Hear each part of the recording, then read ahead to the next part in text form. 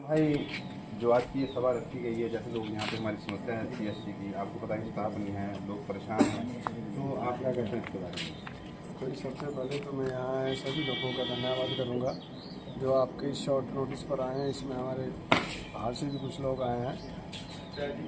ये जो मुद्दा है हमारे इस ग्रामीण इलाके में सबसे बड़ा मुद्दा है, क्योंकि हेल्थ एक ऐसा इशू है ग्रामीण क्षेत्र में, इससे ज़्यादा इम्पोर्टेंट कोई विषय नहीं हो सकता, क्योंकि हमारे पास कोई यहाँ पर प्राइवेट हॉस्पिटल भी नहीं है। मैं थोड़ी सी एक चीज़ ज़रूर बोलूँगा।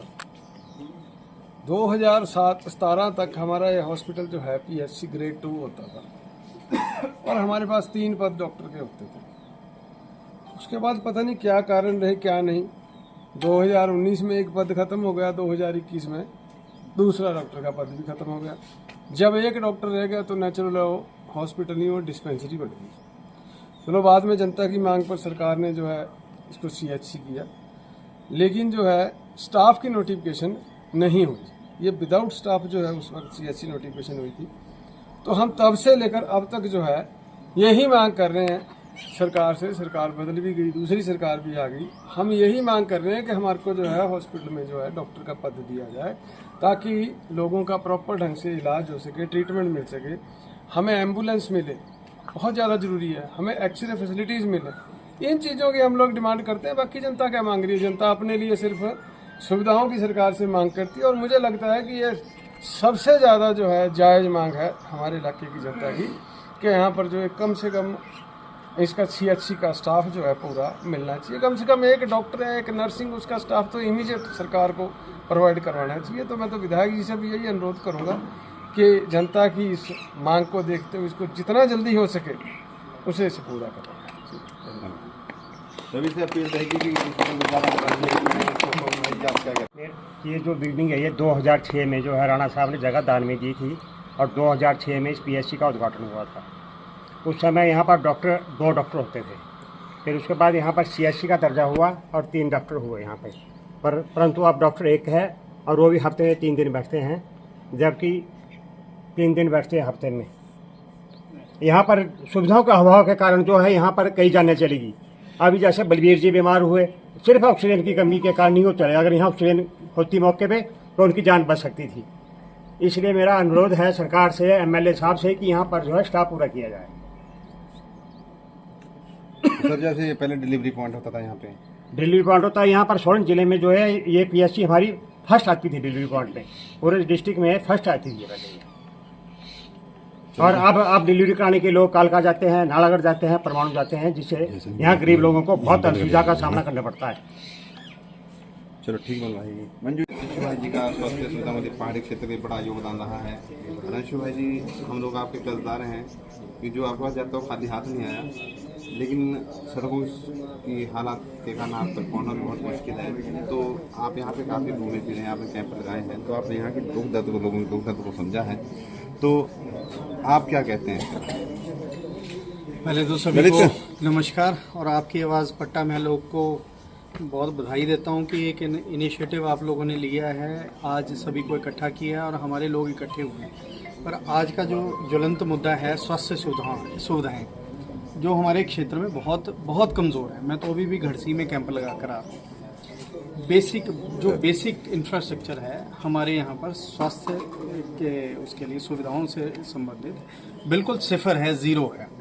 पिछले 5-7 सालों से तो मैं कैंप लगा रहा हूँ, मैं देखता आ रहा हूँ यहाँ पर बेसिक सुविधाएं भी नहीं है।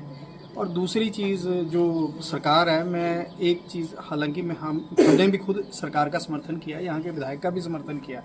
जब वो मौजूदा जो विधायक हैं, जब वो इलेक्शन में खड़े हुए थे तो हमने उनका समर्थन किया था, और इस उम्मीद के साथ समर्थन किया था कि शायद व्यवस्था वाकई परिवर्तित होगी यहाँ की। पर जो हालात हैं हमारे तो तस के वैसे के वैसे ही हैं जी। आज से जब भाजपा की सरकार थी, जब भी हमारे हालात, ये तो वर्बल डेजिग्नेशंस हैं, सीएचसीज, पीएचसीज। आप बिल्डिंग खड़ी कर दी, आपने किसी को डेजिग्नेट कर दिया, मैं बोल देता हूँ जी मैंने आपको राजा मान लिया जी, मैंने आपको मुख्यमंत्री मान लिया। ये तो ज़बानी बोलना है, करना तो कुछ है नहीं।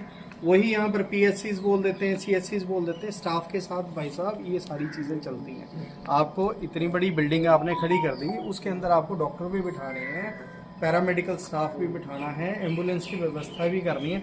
क्यों इकट्ठे हुए हैं यहाँ पर लोग? ये जो आम आदमी इकट्ठा हुआ क्या मांग रहा है आप लोगों से?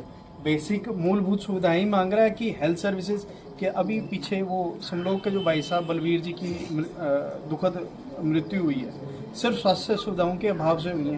मेरी बहन मंजू बहन जी अभी यहाँ पर खड़ी हैं, इनके पिताजी को बेसिक जो हेल्थ के लिए जो बेसिक सुविधाएं चाहिए होती हैं वो उसके लिए भी इनको भागना पड़ रहा है। काफ़ी लोग बद्दी चले जाते हैं, कालका चले जाते हैं, आसपास के बड़े शहरों में चले जाते हैं, चंडीगढ़ भी चले जाते हैं, लेकिन सारे तो नहीं जा पाते। यहाँ के लोग मांग क्या रहे हैं? बेसिक फैसिलिटी मांग रहे, पैसा तो आपसे मांग नहीं रहे, रोजगार तो आपसे मांग नहीं रहे।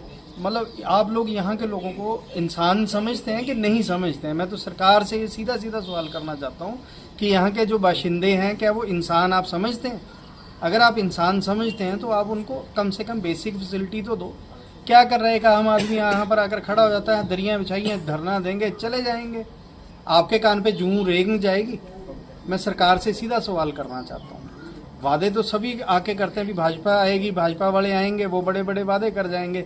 हम कांग्रेसी हैं, हम कांग्रेस की हमने समर्थन किया, हमने बड़ी बड़ी बातें करी और हमारे को भी बड़ी शर्म आ रही है आज यहाँ हमारे को खड़े होकर अपनी सरकार के उस पर सवाल करने पड़ रहे हैं। पर बेसिक सवाल यही सबके सामने खड़ा है, हम लोग सब ये देख लें। मैं ये समझना चाह रहा हूँ आप लोगों के साथ, सबके साथ ये समझना चाहता हूँ कि क्या पहाड़ी क्षेत्र के लोगों को इंसान माना जाता है? अगर इंसान माना जाता है तो बेसिक फैसिलिटीज़ हमारे लिए जनरेट करो। कैंप्स मैं कैंप लगा रहा हूँ, मेरे जैसे मैं एक बाकी इस चैनल के माध्यम से जो बाकी अस्पताल हैं उनको भी हाथ जोड़ के निवेदन करूँगा भी भाई आप लोग भी कैंप लगाओ, आप लोग भी थोड़ा थोड़ा इनिशिएटिव लो। मैं अकेला लगा रहा हूँ और भी बाकी जने लगाएं, कैंप लगाएं। कम से कम सरकार ने तो हाथ खड़े कर दिए हैं, सरकार कुछ करना नहीं चाह रही, चाहे भाजपा वाले रहे हैं चाहे हमारी पार्टी के कांग्रेस वाले रहे हैं। यहाँ के एरिया को इग्नोर किया जा रहा है। और सबसे मैं अपने लोगों से एक बात बोलना चाहता हूँ। हम सब कसाई की दुकान पे देखते हैं, मुर्गा एक पिंजरे के अंदर 8-10 मुर्गे 20 मुर्गे पड़े होते हैं। जब मुर्गे की बारी आती है कि काटने की तो उसको निकालते हैं, सारे फड़फड़ाने शुरू हो जाते हैं, है ना। एक मुर्गा निकालते हैं, उसकी गर्दन कटती है, वो मर जाता है, उसका मीट बन जाता है। बाकी मुर्गा कोई हल्ला नहीं करता जब तक हल्ला होता है, जब तक उसकी बारी नहीं आती। तो एक एक करके सबकी बारी आती जा रही है। आज बेसिक फैसिलिटीज़ के अभाव में एक मुर्गा कटा है, फिर दूसरा कटेगा, बारी हमारी सबकी आनी। मैं सबको एक चीज़ बोलना चाहता हूँ, सब एक हो जाओ। मेरे को ऐसा महसूस होता है कि ये जितने जो सो कॉल्ड पॉलिटिशियंस हैं या जो सो कॉल्ड हमसे वोट्स लेते हैं, है ना, वो हमारे को इंसान नहीं समझते। अगर इंसान समझें तो हमारी बेसिक फैसिलिटीज़ के लिए हमारे लिए काम करें। हमारे को थापी देनी, एक एक को करना, गले लगाना, दैट डजंट मीन्स एनीथिंग। हमारे को पता है हम आपके आदर का हम भी आदर करते हैं, आप हमारे को नाम से जानते हैं, हम उस चीज़ का भी आदर करते हैं। पर आपने हमारे लिए क्या किया, हमारे बच्चों के लिए क्या किया जा रहा है? पहले एक हेल्थ फैसिलिटी के लिए तो हमारा बेसिक चीज़ तो ठीक कर लो।